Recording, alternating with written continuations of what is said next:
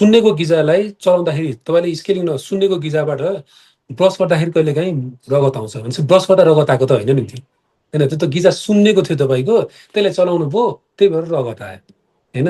हो सेम त्यही चिज स्केलिङ गराउने कस्तो केसमा गरिन्छ त सुन्नेको गिजामा, फोहोर गिजामा, फोहोर दाँतमा गरिन्छ नि त।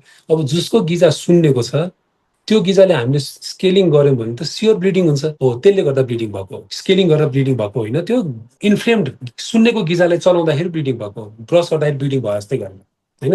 हो त्यही भएर त्यसलाई चाहिँ त्यो सामान्य नै मान्नुपर्छ, त्यसलाई कुनै ठुलो कुरा मान्नु पर्दैन।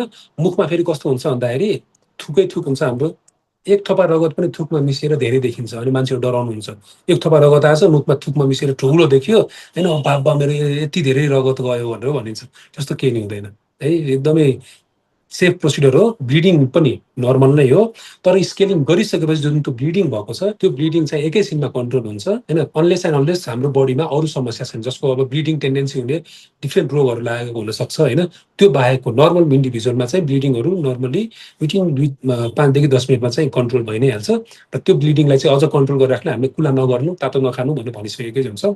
त्यसैले त्यो चिज नर्मल नै हो, त्यस्तो चाहिँ मान्नु पर्छ। र त्यो ब्लिडिङ भएर गिजा सफा भइसकेपछि होइन फ्यु डेजमा हेर्नुभयो भने त्यो गिजा यति राम्रो हेल्दी भइसक्छ कि नेक्स्ट टाइम तपाईँले स्क्यानिङ गर्दाखेरि त्यसमा ब्लिडिङ हुँदैन त्यस्तो।